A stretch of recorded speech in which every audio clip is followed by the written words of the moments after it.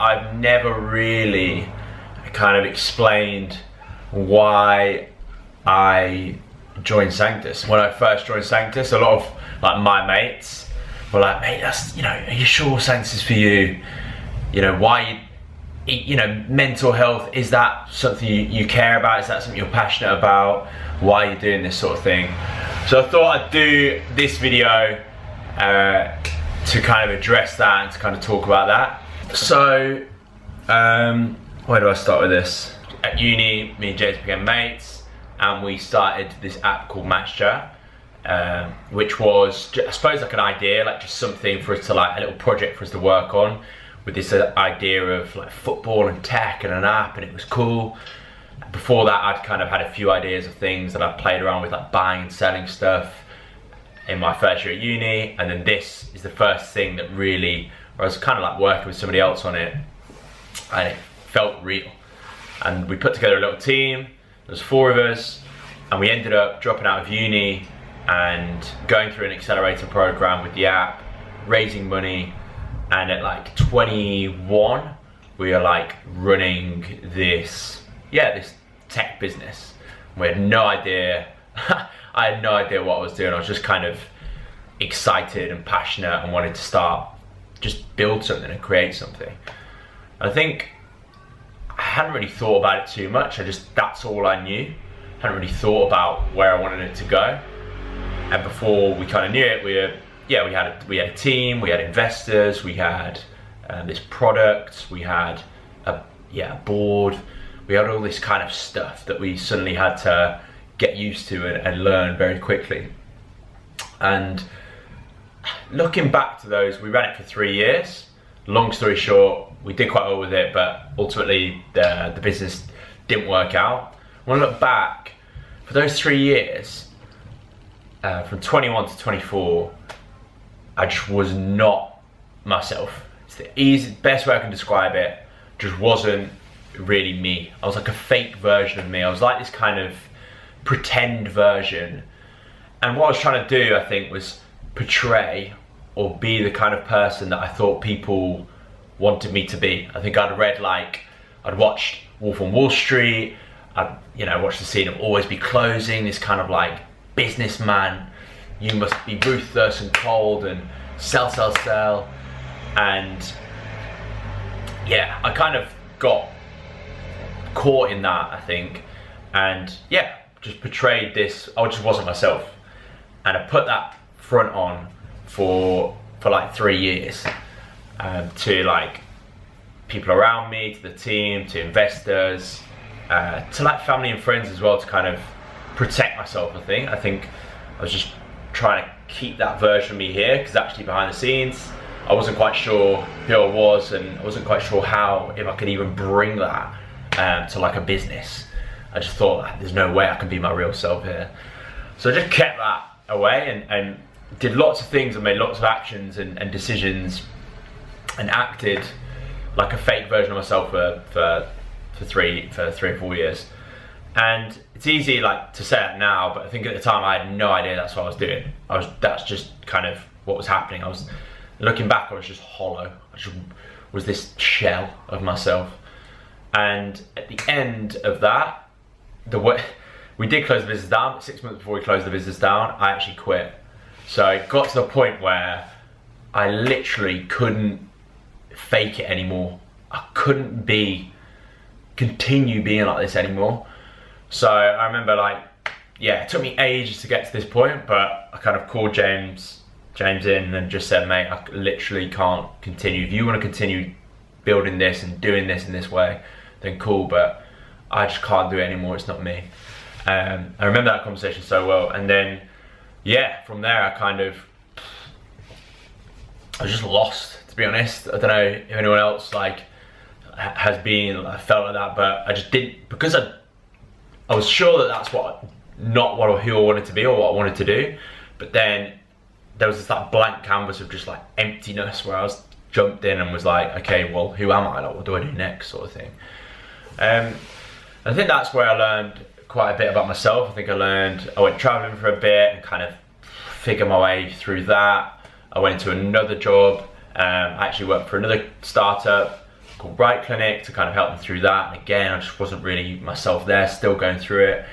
I then moved to Manchester away from London and moved and started with Ignite, the company that invested in Matchchat back in the day, which is amazing, like full circle.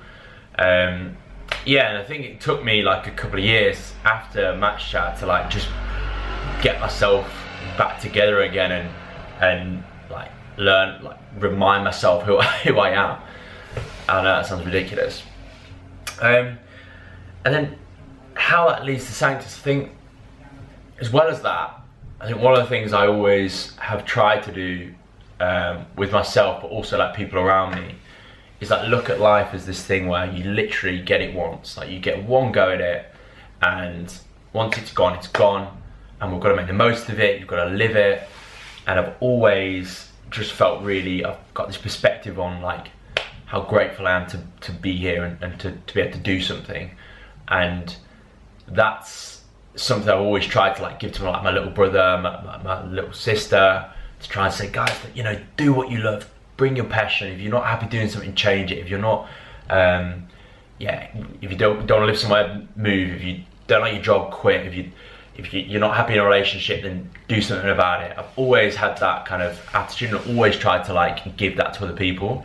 And yeah, I think when we started talking about Sanctus and talking about like changing the perception of mental health and like allowing people to, I mean, that's big, but I think that the second like thing that we don't talk about maybe as much is once you change the perception of mental health, and once you change that feeling of being lost or not being yourself, or however many other million terms that we have for describing mental health, once you change that perception and it's normal, it's then about how can we literally like enable other people to be their full selves, and how can we help people work through things so they can live their full life. How can we help people understand themselves better so they can live life to the max?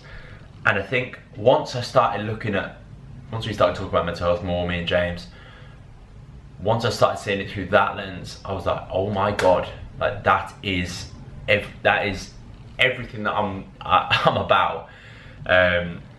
Is like this upside of like, yes, there's like kind of this perception of mental health that is dark and scary, and there's some real like harsh realities to one end of the spectrum that we always need to talk about and work on.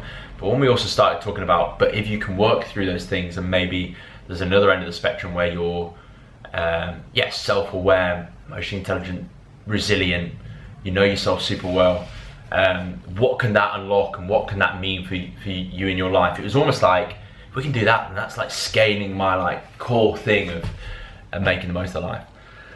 So yeah, I think from that point I was sold. Yeah, me and James, once we started talking about that, and actually when I saw, so on the side of the story, after I left Matchchat, sorry, and I quit, James kept running the business, and he really kind of got into quite a difficult place and had anxiety attacks and stuff like that. Yeah, when I saw him going through that, I couldn't really relate. I actually agree with my mates there. I was like, mental health's not for me. That's not, you know, I've never had anxiety attacks. That's not me. But then when he started working on himself, started talking about himself, started, you know, things like journaling and therapy and coaching, and yeah, really starting to work on him, I saw a massive change in him, not just to like himself, but like this new version that was like, he was self-aware, he knew himself, he definitely, like, you could see he was more empathetic and knew himself better, he was more aware of his kind of what he was saying and his actions. He was like this upgraded version of my best mate, and that's when I was like, wow, like if we can change the perception, if we can create a space for people to be able to do that, that is scaling the thing that I'm most passionate about, living your full life, and being your full self. And that's something that like I wasn't able to do for a few years, and actually, like, as I've started running this thing and running Sanctus, so many friends and actually really close family, there's a lot of kind of connections with what the darker end of mental health that actually has affected my family and friends more than I ever thought. And actually, yeah, that's maybe for another video, but kind of 6 to 12 months into running this, I learned of things that I had no idea, and that kind of drives me on more as well. So yeah, it's definitely, I think that's a snippet, that's a 10-minute snippet of kind of some of my initial thoughts of why I'm here. I'm not the best at this, so I need to work on explaining my thinking, but I hope that gives a little bit of an insight into like why I'm so passionate about this, why I'm here. Feels like a bit of a job interview for my own company, but that's fine. And I'm pretty sure there'll be a part 2, maybe a part 3 to this, where I'll dig a bit deeper as well. So thanks for watching, and stay tuned. Cheers, team.